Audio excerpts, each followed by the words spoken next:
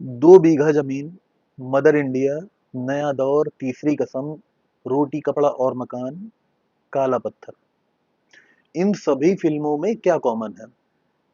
Common है भारतीय समाज में वर्ग संघर्ष की कहानी, अमीर और गरीब वर्ग के बीच संसाधनों के हक की लड़ाई। ये सब्जेक्ट भारतीय सिनेमा के कुछ सबसे पॉपुलर सब्जेक्ट्स में से एक रहा है और इसी सब्जेक्ट को हमें कुछ नए ढंग से दिखाती है Kantara the legend chapter 1। Even इसके पहले वाली कांतारा और इस नई वाली में दोनों फिल्मों की कहानी सेम है। ऋषभ शेट्टी का गांव कांतारा नाम के जंगल में है।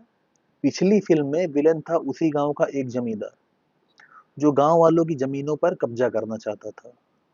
और इस नई वाली फिल्म में गांव के बाहर का एक राजा विलन है जो इनकी जमीन और संसाधनों को हड़पना चाहता है। इंडियन फिल्म मेकर्स ने इस टॉपिक को बहुत रगड़ा है अब तक। इसके बावजूद ये आज भी उतना ही पॉपुलर है। सवाल उठता है तो कांतारा फिल्म ऐसा क्या नया दिखाती है? पहली चीज, इस फिल्म के गांव वाले अन्य फिल्मों के गांव वालों जैसे डरपोक, बेचारे और कमजोर नहीं है।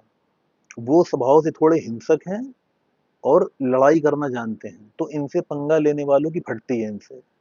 दूसरी चीज, और फिल्मों में गांव वालों को बचाने एक हीरो आता है। वो हीरो गांव का भी हो सकता है और गांव के बाहर का भी। वो साधारण इंसान होकर भी अकेला 100 पर भारी पड़ता है, जो कि थोड़ा इलॉजिकल है। लेकिन कांतारा यहीं खेल जाती है। इस फिल्म में गांव वालों का मसीहा हमारी दंत कथाओं में प्रचलित दैवीय शक्तियां हैं। दोनों ही फिल्मों में अंत में जब गांव वाले कमजोर पड़ने लगते हैं, तब ऐन वक्त पर कोई दैवीय शक्ति प्रकट होकर पूरी बाजी पलट देती है। और क्योंकि वो दैवीय शक्तियां हैं तो लार्जर देन लाइफ चीजें अटपटी नहीं लगती। पिछली कांतारा टिपिकल साउथ इंडियन मसाला मूवी थी। पूरी फिल्म में कुछ भी खास नहीं था सिवाय अंत के 5 मिनट वाले क्लाइमेक्स के। अगर वो ना रहा होता तो आज आप और हम कांतारा का नाम भी नहीं जान रहे होते। लेकिन यहाँ कांतारा चैप्टर 1 हर मामले में पिछली फिल्म से बेहतर है। हालांकि इसमें भी वो अननेसेसरी टिपिकल साउथ इंडियन मसाला एलिमेंट्स हैं, लेकिन पहले वाली से कम है। कांतारा चैप्टर 1 फिल्म इस दैवी एंगल को थोड़ा और ज्यादा एक्सप्लोर करती है। इसमें हमें हल्का सा समझ आता है कि दैव कौन है, कहाँ से आए हैं, उनका मकसद क्या है।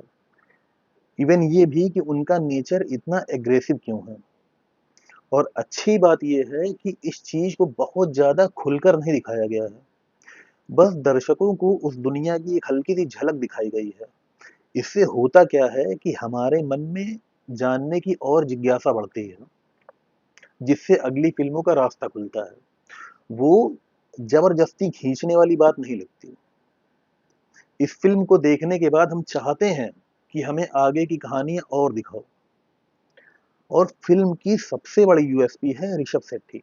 अगर देव से पसेस होने के बाद उनकी एक्टिंग थोड़ी सी भी हल्की पड़ती तो बहुत हास्यास्पद हो जाता। लेकिन कमाल की बात है, जब भी देव आते हैं तो हम ऋषभ शेट्टी के किरदार को भूल जाते हैं। हम पर्दे पर एक्चुअल में देव को ही देख रहे होते हैं। मुझे फिल्म देखने से पहले एक डाउट था कि पिछली फिल्म का क्लाइमेक्स इतना जबरदस्त था। जब शिवा का कैरेक्टर देव से पसेस होता है तो इस फिल्म में भी हमें वैसा ही एक क्लाइमेक्स चाहिए होगा। लेकिन फिल्म मेकर्स उस चीज को अब क्या ही नया करके दिखा सकेंगे, क्योंकि तब तो ये नई चीज थी। हम सभी ने पहली बार देखी थी तो अच्छा लगा था। दूसरी बार देखने पर आदमी बोर हो जाएगा कि हाँ यार ठीक है, ये तो पहले भी देख ही चुके हैं। लेकिन मानना पड़ेगा ऋषभ शेट्टी को, उन्होंने जो इसमें किया है वो किसी ने कल्पना नहीं की थी। मुझे जितना याद है शायद 5 या 6 तरह के अलग-अलग देव आते हैं। सबका अपना डिफरेंट नेचर है, अलग बॉडी लैंग्वेज है, फेस एक्सप्रेशन अलग है, रोर करने का तरीका अलग है। और जिस ढंग से ऋषभ शेट्टी के कैरेक्टर में बैक टू बैक एक देव के बाद दूसरे, दूसरे के बाद तीसरे, तीसरे के बाद चौथे, वो ट्रांजिशन इतना अद्भुत है कि सांसें अटक जाती हैं। देखते वक्त आदमी पलके नहीं झपकाता कि कहीं कुछ मिस ना हो जाए। और कमाल की बात सुनिए, ये सीन फिल्म का क्लाइमेक्स भी नहीं है। इसे देखने के बाद मेरे मन में फिर से डाउट आया था कि अरे यार, जब ये सब अभी दिखा दिया तो लास्ट में क्या दिखाएंगे। अब अगर लास्ट में ऐसा कुछ नहीं हुआ तो फिल्म का अंत फीका फीका सा लगेगा। इसमें अब कुछ और क्या ही नया दिखाया जा सकता है। लेकिन अंत में जो ट्विस्ट आता है वो ज्यादातर लोगों ने नहीं सोचा होगा। अंत में हम एक फीमेल देव को देखते हैं और उन्हें क्यों आना पड़ा इसका एक प्रॉपर रीजन है। वो सीन ऋषभ शेट्टी की एक्टिंग का पीक है। वो जब रोर करते हैं उस आवाज में हल्का सा फीमेल टच है। ऐसा नहीं कि प्रॉपर पतली आवाज कर ली हो, बस एक हल्का सा एलिमेंट आता है, सिर्फ उतना जितना एक पुरुष के गले से संभव है। चेहरे पर फीमेल्स वाले माइन्यूट एक्सप्रेशंस आते हैं। इतने नहीं कि देखने वाले को चुभने लगे, सिर्फ इतने कि हमें समझ आ जाए कि इस शरीर में एक फीमेल सोल है। सेम यही चीज बॉडी लैंग्वेज में दिखती है, एकदम बैलेंस्ड, ना कम ना ज्यादा। एक और चीज जो लोगों के नोटिस में कम आई होगी कि पसेस होने के पहले ऋषभ शेट्टी का कैरेक्टर पेट से सांस ले रहा होता है और पसेस होने के तुरंत बाद वो सीने से सांस लेने लगता है। मतलब उसका सीना फैलो सिकुड़ रहा होता है। पुरुषों और महिलाओं की ब्रीदिंग पैटर्न में एक्चुअल में ये अंतर होता है। मैच्योर उम्र की महिलाओं के बॉडी स्ट्रक्चर की वजह से उनकी ब्रीदिंग सीने से के थ्रू होती है। और इतनी बारीकियों का ध्यान रखना ऋषभ शेट्टी का सिनेमा के प्रति उनका डेडिकेशन दिखाता है। उन्होंने अपने इंटरव्यूज में कहा है कि फिल्म बनाने के 3 साल के दौरान वो बाहरी दुनिया से पूरी तरह डिस्कनेक्ट थे। उन्हें पता ही नहीं था कि दुनिया में चल क्या रहा है। तो इतनी डेडिकेशन होनी चाहिए तब जाकर एक अच्छी फिल्म बन पाती है, जहां फिल्म सिर्फ आपके व्यापार का हिस्सा नहीं है, आपके जीवन का उद्देश्य है। इस फिल्म का बजट पिछली फिल्म से कई गुना ज्यादा था। इसके खूबसूरत विजुअल्स देखकर ये चीज समझ आती है।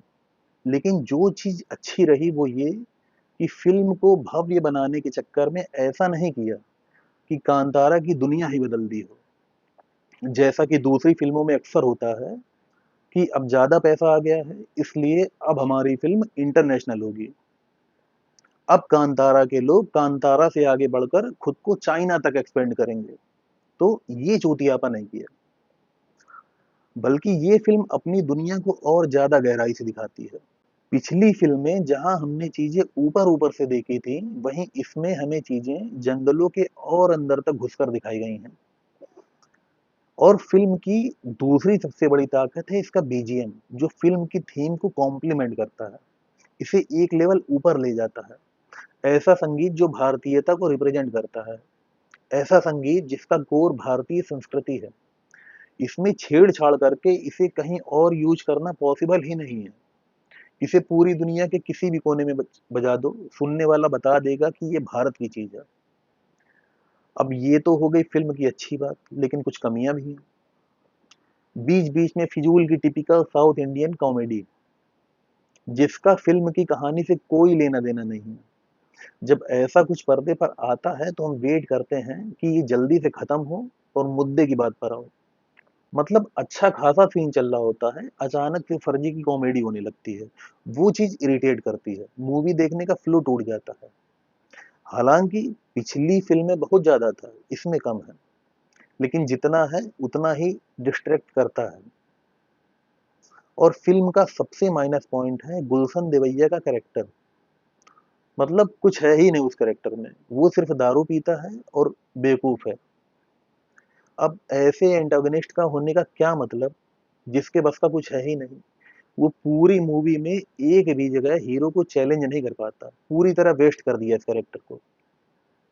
फिर भी गुलशन देवैया को जितना काम दिया गया है उतना बढ़िया किया है। उम्मीद है कि पब्लिक के फीडबैक से आने वाली फिल्मों में ये कमियां दूर हों और ज्यादा बेहतर बने। और मुझे नहीं पता आगे कितनी फिल्में आएंगी, लेकिन मेकर चाहें तो आराम से 4-5 फिल्में बन सकती हैं। और ये ठीक भी रहेगा कि ऋषभ शेट्टी अपने एक्टिंग करियर को कांतारा को ही समर्पित कर दें, क्योंकि उनके साथ ये बड़ी दिक्कत हो गई है कि दर्शक अब उन्हें किसी दूसरी फिल्म, किसी दूसरे कैरेक्टर में एक्सेप्ट कर सकें, ये बहुत मुश्किल है।